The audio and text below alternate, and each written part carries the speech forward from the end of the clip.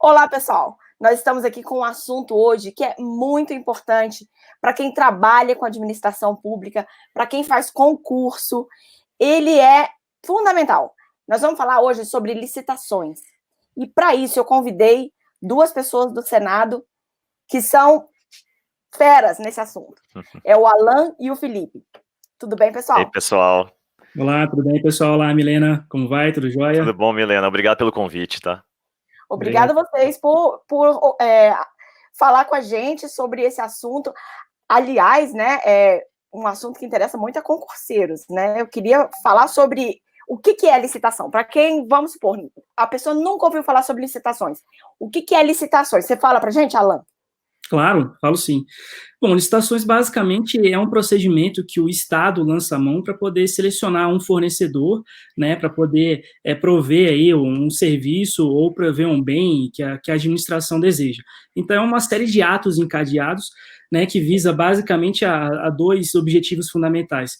O primeiro é conseguir a proposta mais vantajosa para a administração, né, e o segundo é conferir igualdade de condições para todos os participantes. Então, basicamente, se a gente pudesse resumir a licitação, seria isso, é um processo de compras, né, em que o Estado almeja esses dois objetivos, né, garantir esses dois objetivos. É uma contratação qualificada, né, Alan? Vamos dizer assim. Exato.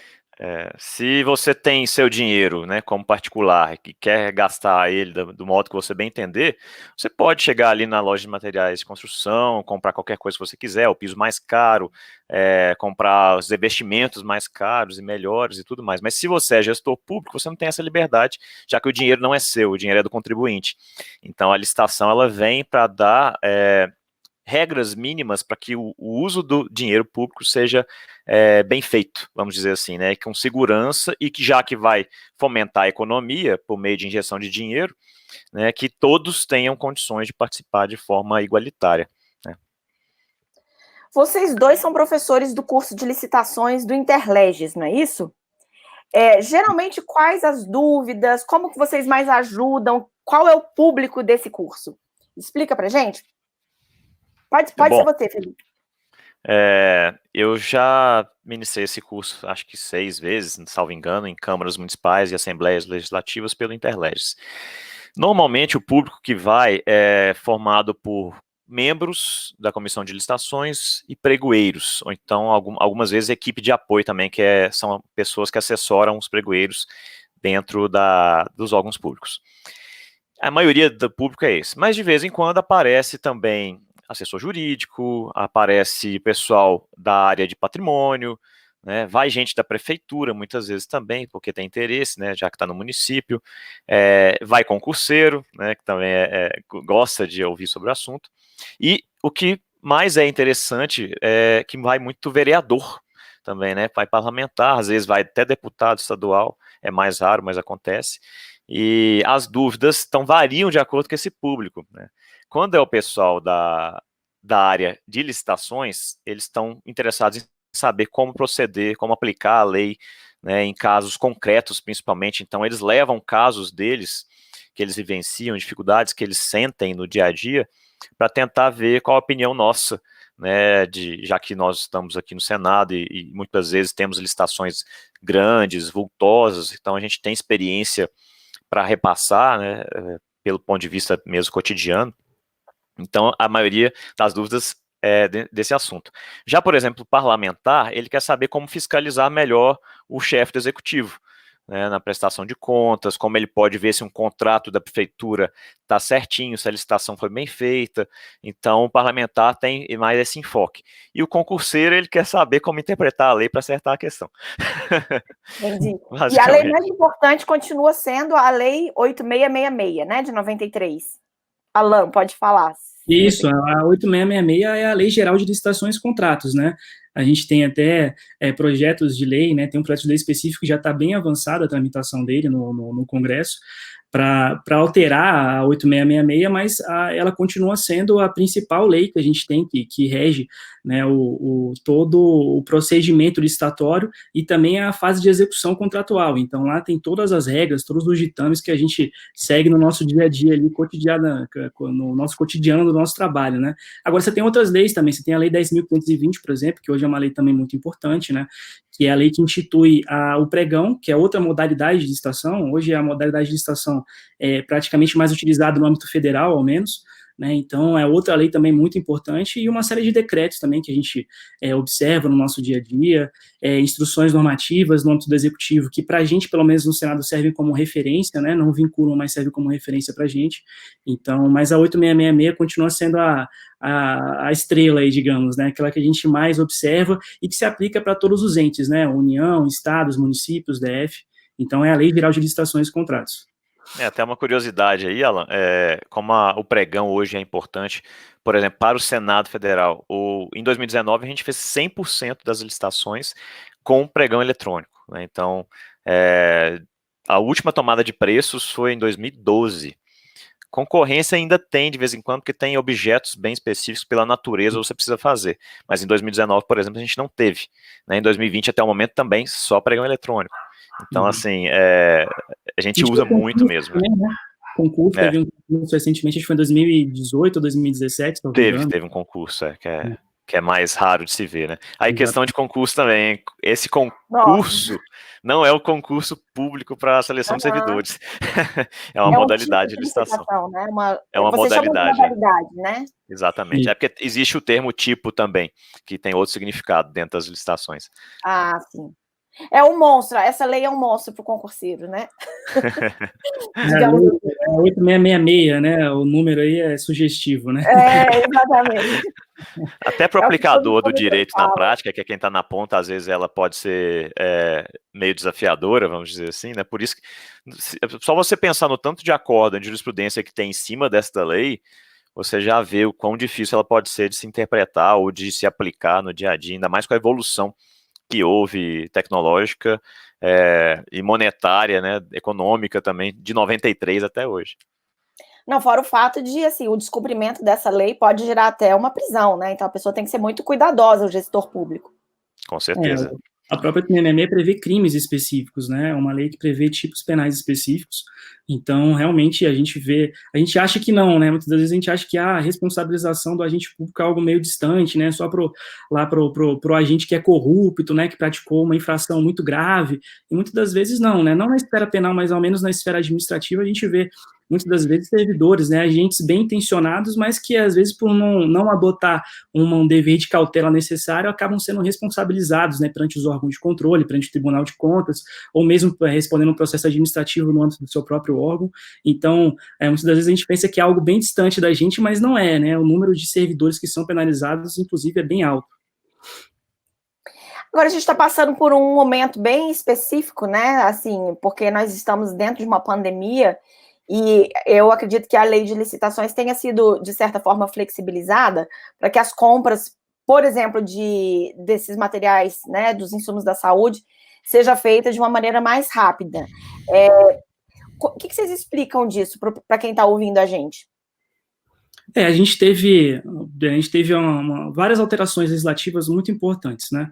A primeira delas, e a mais estável, digamos assim, foi a edição da Lei 13.979 de 2020, né? Ela foi a lei que depois veio a ser alterada por uma medida provisória, que é a medida provisória número 926 de 2020.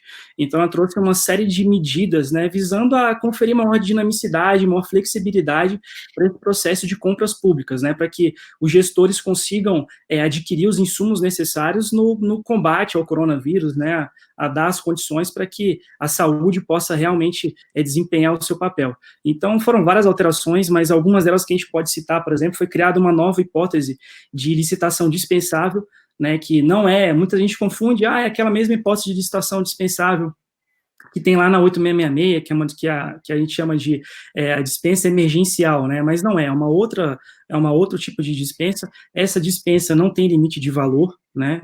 Assim, não importa o valor, é 2 milhões, é 3 milhões a compra, não importa. Ela pode ser enquadrada desde que, né, o objeto almejado pela administração tenha correlação ali com o combate à situação de pandemia. Então, essa foi uma das alterações importantes. Tiveram outras também, né, por meio de outras medidas provisórias. A gente teve também a medida provisória 961, que estabeleceu, por exemplo, o aumento do valor das dispensas de licitação, daquelas dispensas que são realizadas por valor, né? A gente teve as compras que se destinam a obras e serviços de engenharia, né? Serviços e obras, serviços de engenharia e obras, o limite foi aumentado para R$100 mil, e para as demais compras e demais serviços passou a ser de R$50 mil. Além disso, foi permitido também, né, foi inserido o regramento que permite a antecipação de pagamento, né? A gente percebe aí que muitas das vezes nessa situação em que o ente precisa adquirir, por exemplo, máscaras, precisa adquirir respiradores, itens que estão em falta no mercado, e os fornecedores só fornecem mediante antecipação de pagamento, é como o mercado trabalha, né? E muitas das vezes a gente na administração sempre ficou limitado pela questão da impossibilidade de você realizar antecipações de pagamento, salvo em algumas situações excepcionais, como, por exemplo, a aquisição de periódicos, onde já era admitido.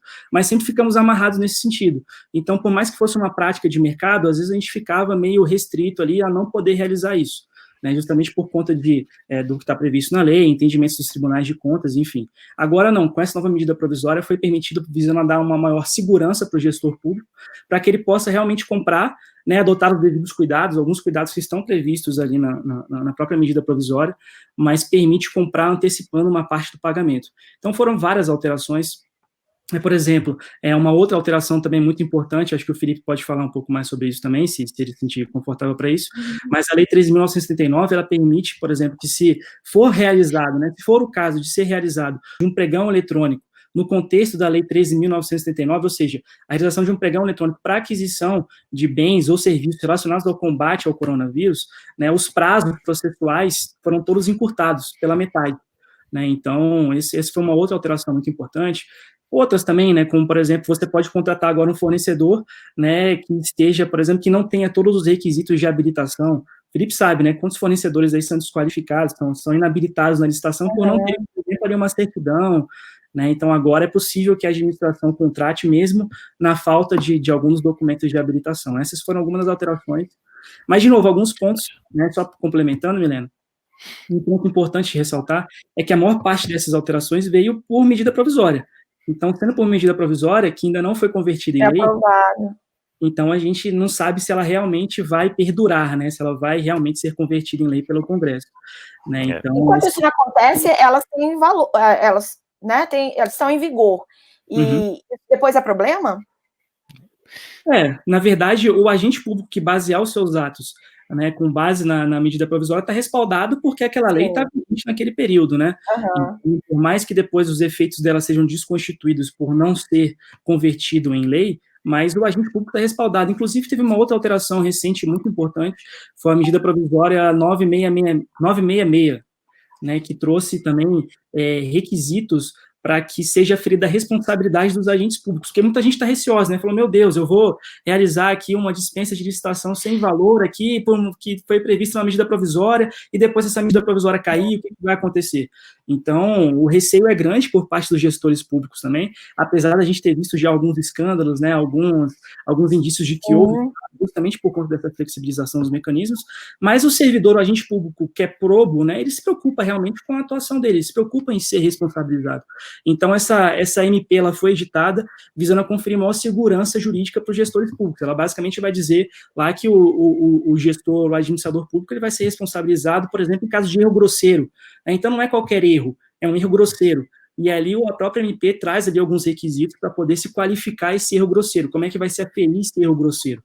Né? Então, isso traz uma maior segurança para o agente público que simplesmente vai basear os seus atos com base na medida provisória, mas que depois, mesmo que ela venha cair, ele está respaldado, né? Porque ela estava vigente naquele período. Agora, Felipe, uma dúvida que eu tenho é assim, por exemplo, o gestor, ele vai e compra, por conta da pandemia, um prazo mais encurtado, às vezes uma flexibilização maior, pode ser que lá no final, na prestação de contas, a coisa não tenha sido tão boa. E aí, ele está respaldado pelo fato das MPs haverem flexibilizado a licitação? Bom, como o Alan disse, né, essas alterações promovidas por MP e até essa mais recente que ele tratou, que é a 966, as pessoas vão registrar no processo, né, o embasamento, a motivação de seus atos, e se o fizerem de forma adequada, fazendo a remissão ao artigo da lei ou da medida provisória específico lá em que ele utilizou, e realmente fizer sentido aquilo, ele não vai ter problema nenhum com a prestação de contas depois. O Alan mesmo é da auditoria, ele sabe, pode dizer isso muito melhor do que eu, inclusive, né? O que é mais importante muitas vezes e que por vezes causa uma penalização, uma responsabilização lá na frente, é a falta de motivação. Muitas vezes as pessoas escolhem as coisas, muita gente confunde a discricionariedade com desnecessidade de motivar. E não é, né? Você tem ali os limites impostos pela lei, você atua dentro deles com uma certa margem de liberdade, mas você tem que falar por que você escolheu aquele caminho. E se você não registrar, aí sim você terá um problema, ainda que respaldado pela legislação. Então, assim, o que fica, o recado é motivar os atos sempre dentro do processo. Tá? Seja uma bobeira que você decidiu fazer, por mais que pareça óbvio, tá? Registre o motivo de você ter feito, ter agido daquela forma. Ainda mais quando for algo que extrapola o comum, né? Como é o caso desse período agora da pandemia.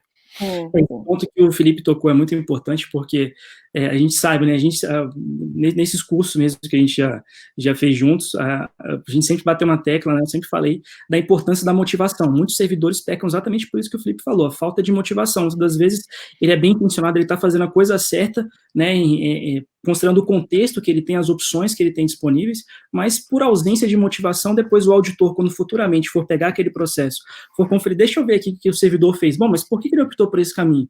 E não está registrado, quer dizer, ele optou por um mecanismo excepcional, por um caminho excepcional, mas ele não registrou o porquê, ele não fundamentou. Quer dizer, não adianta depois querer justificar a posteriori, né? A justificativa tem que vir no momento do ato, né? Senão faz parecer que o servidor, o agente público está simplesmente buscando uma motivação para poder, digamos assim, cobrir aquele rastro de alguma ilegalidade que ele tenha cometido. Então é importante a motivação, ainda mais diante de mecanismos excepcionais como são esses que a gente está tratando. Esses mecanismos que vieram por meio dessas alterações legislativas, por meio dessas medidas provisórias, são mecanismos excepcionais para um momento excepcional. Então, é fundamental que os agentes públicos se respaldem e realmente justifiquem no processo. Por exemplo, uma das possibilidades é você realizar um termo de referência simplificado. É uma das possibilidades que aquela lei que a gente mencionou traz. Então, o servidor tem que justificar, o agente público tem que justificar, bom, por que eu estou fazendo aqui um termo de referência simplificado? Por que eu estou dispensando a elaboração de estudos técnicos preliminares? Eu tenho que justificar a situação de urgência, muitas vezes a falta de recurso, a imprevisibilidade daquela situação, quais são os riscos que aquela situação traz, esse ponto é muito importante, quais são os impactos, quer dizer, se eu for optar por realizar um termo de referência, elaborar um termo de referência, eu vou demorar aqui 10 dias, e o que vai acontecer se eu demorar 10 dias poder só elaborar um termo de referência? Então é baseado nisso, ele vai demonstrar no processo, ele vai comprovar no processo o porquê dele estar adotando aquele caminho, e isso vai ser depois, na verdade, o trunfo dele para se resguardar perante alguma responsabilização. Ele vai demonstrar que aquela era a melhor opção que ele tinha naquele momento.